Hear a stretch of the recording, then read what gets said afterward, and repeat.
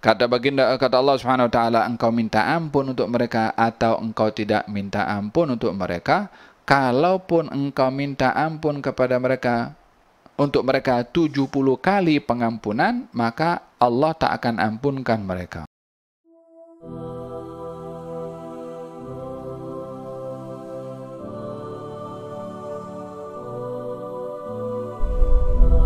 Istaghfir lahum aw la tastaghfir lahum in tastaghfir lahum 70 marratan fala yaghfirullahu lahum. Wahai Rasulullah Muhammad, engkau minta ampun untuk mereka yang mengolok-olok tu, yang dan sifat-sifat yang sebelumnya lah, yang kalau ikut berperang kemudian dia patah balik, kadang-kadang timbulkan isu, yakni ithara, menimbulkan kekacauan.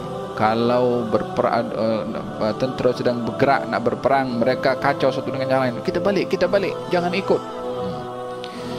Kata Allah Subhanahu wa taala, engkau minta ampun untuk mereka atau engkau tidak minta ampun untuk mereka.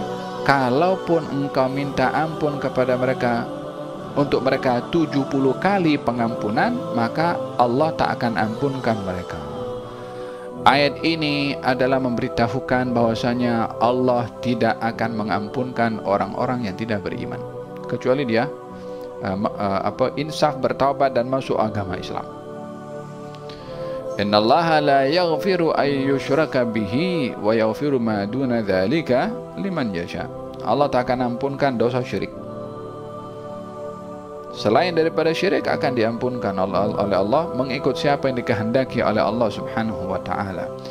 Tiada sesiapa yang boleh memberikan jaminan kalau memohon ampun dosanya, memohon ampun pasti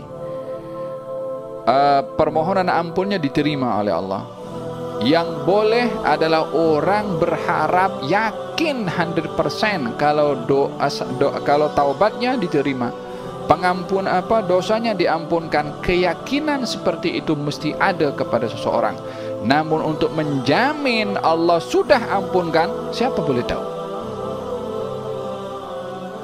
Yang hanya tahu dosa kita diampunkan atau tidak Allah Subhanahu wa taala. Yang boleh ada kepada kita baik sangka kepada Allah kalau dosa kita diampunkan. Oleh sebab yang demikian, Allah akan mengampunkan kepada sesiapa yang dikehendaki. Fahimtum? Hadza berkenaan dengan permohonan ampun kepada Allah Subhanahu wa taala.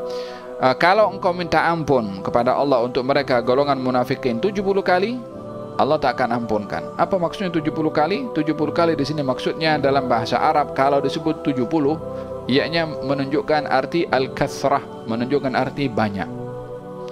Yakni sebanyak manapun engkau memohon ampun untuk mereka tak akan diampunkan. Bukan hanya 70, sampai berapapun juga permohonan istighfar tak akan diampunkan oleh Allah Subhanahu wa taala kepada golongan kaum munafiqin.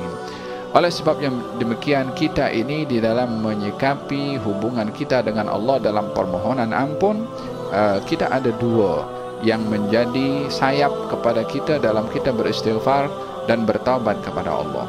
Yang pertama adalah takut, yang kedua adalah berharap. Yakni takut, adakah kita punya permohonan ampun diterima oleh Allah atau tidak. Berharap, yakni yakin dengan harapan dengan harapan kita kepada Allah kalau dosa kita diampunkan oleh Allah Subhanahu wa taala. Dengan begitu baru seimbang. Kalau takut saja nanti buruk sangka kepada Allah Subhanahu wa taala, ini dosaku tak diampunkan. Kalau berharap saja, maka seakan-akan dia boleh mendahului Allah Subhanahu wa taala pada apa yang diketahui oleh Allah Subhanahu wa taala, sementara tak ada siapa yang mengetahui akan apa yang diketahui oleh Allah kecuali Allah. Dzalika bi annahum kafaru billahi wa rasulih.